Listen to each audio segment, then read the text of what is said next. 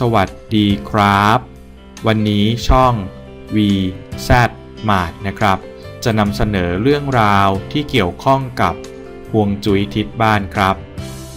บ้านควรจะหันไปทิศไหนถึงจะดีนั่นคือ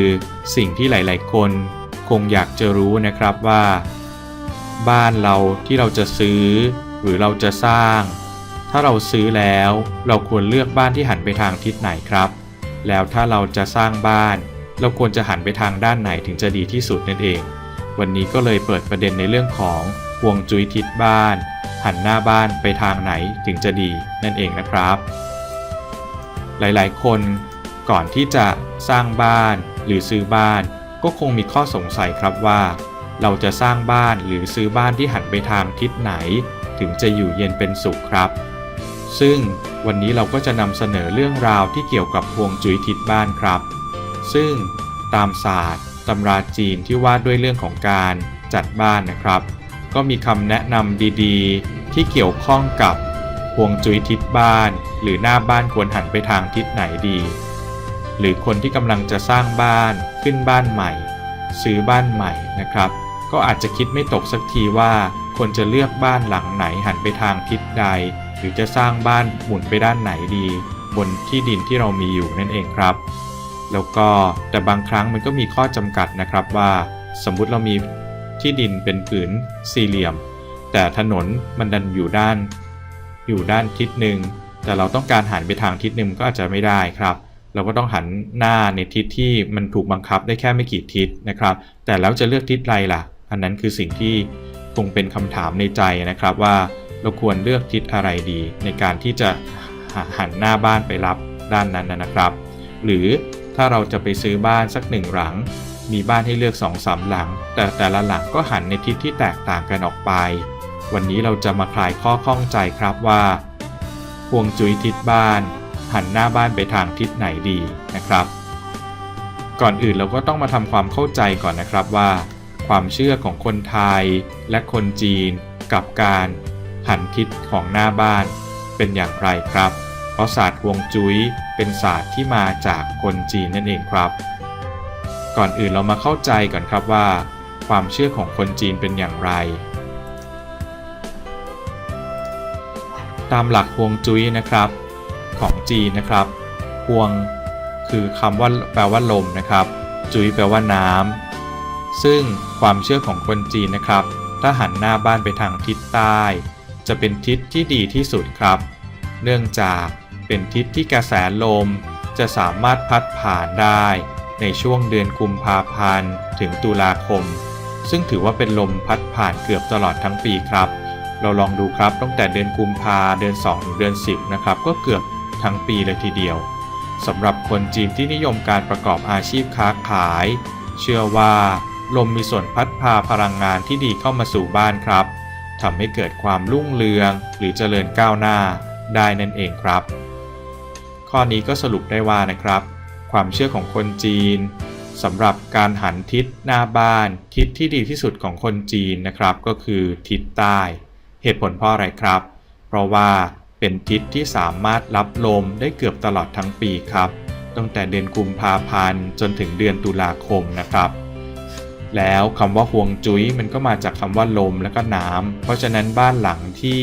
สามารถรับลมได้ตลอดทั้งปีจึงเป็นบ้านที่ชาวจีนจะนิยมตามหลักฮวงจุ้ยนะครับเพราะคิดว่าการค้าขายหรือทำอะไรก็ตามนะครับลมที่พัดลมจะพัดพาพลังงานที่ดีเข้ามาสู่บ้านครับทำให้เกิดความเจริญรุ่งเรืองแล้วก็เจริญก้าวหน้าด้วยนั่นเองครับคราวนี้ก็เลยเป็นคำถามครับว่าทำไมต้องหันหน้าไปทางทิศใต้ครับในความเชื่อของคนจีนในช่วงฤดูหนาวสภาพอากาศในประเทศจีนจะหนาวมากเป็นพิเศษนะครับจึงไม่นิยมหันหน้าไปทางทิศเหนือเนื่องจากช่วงเดือนพฤศจิกายนจนถึงกุมภาพันธ์กระแสลมจะผ่านเข้ามาในทิศนี้มากเป็นพิเศษนะครับหากบ้านหันหน้าไปทางทิศใต้แสงแดดจะส่องเข้ามาช่วยลดอุณหภูมิความหนาวเย็นลงได้มากทีเดียวครับและสำหรับอีกเหตุผลหนึ่งว่าทำไมต้องหันไปทางทิศใต้ครับ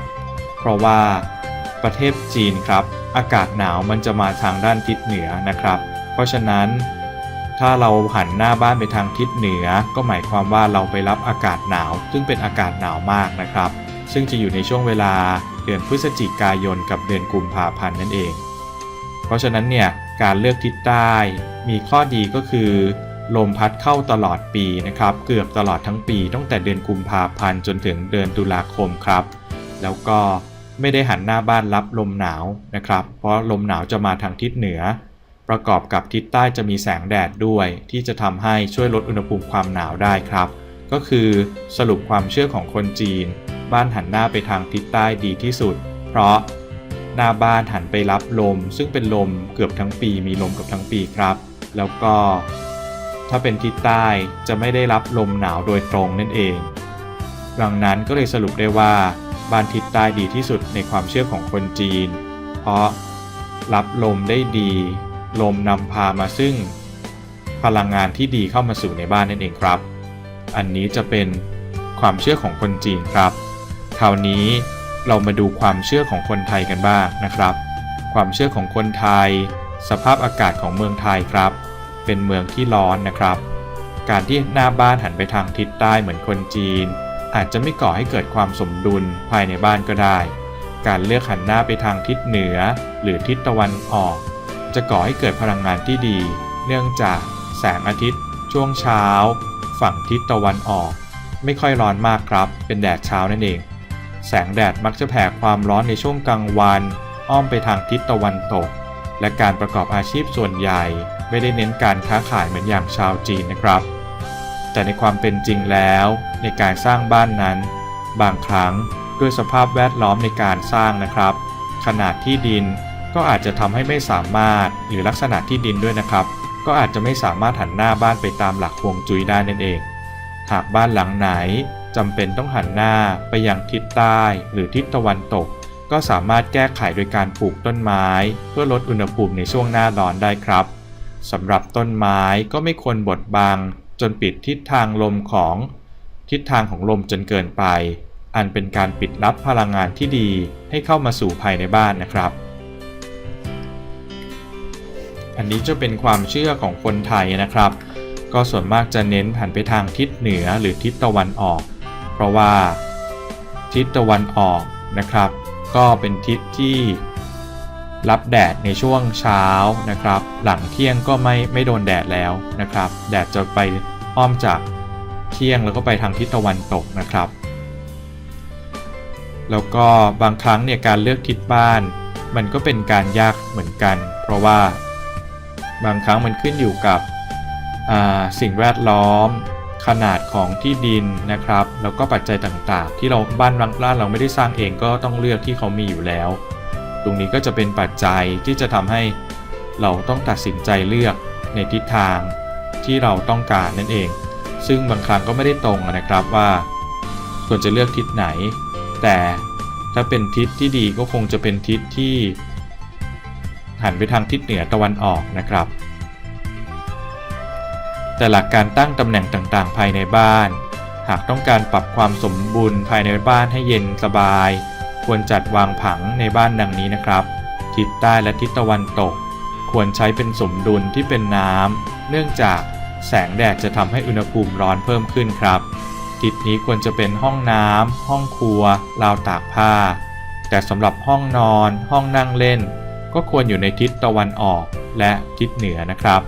เนื่องจากอุณหภูมิค่อนข้างเย็นเหมาะสำหรับเป็นมุมพักผ่อนที่ดีก็คือจากคำแนะนำนะครับว่า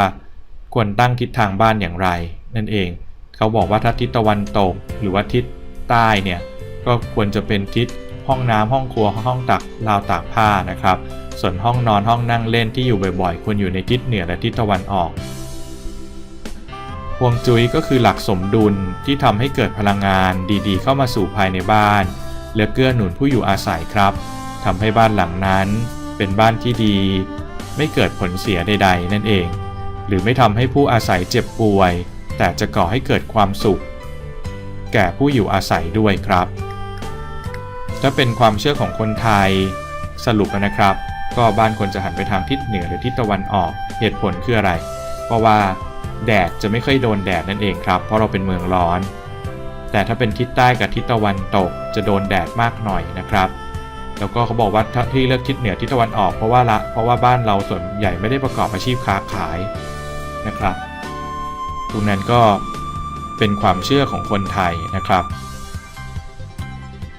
ถ้าตรงไหนที่เป็นจุดที่รับแดดเยอะก็อาจจะเป็นห้องน้ำห้องครัวห้องตากผ้าแต่ทิศไหนทิศตะวันออกทิศเหนือ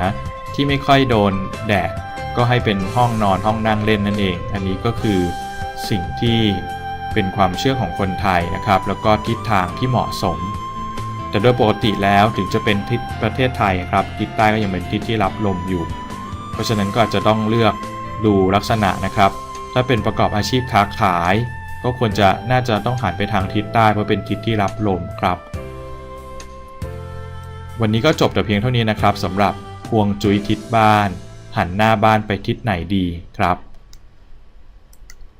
วันนี้ก็ต้องลาไปก่อนครับเจอกันใหม่ครั้งหน้าแต่แล้วอย่าลืมกดนะครับกดติดตามที่ปุ่มสีแดง Subscribe ช่อง VZMART แล้วเจอกันใหม่ตอนหน้าครับวันนี้ลาไปก่อนสวัสดีครับ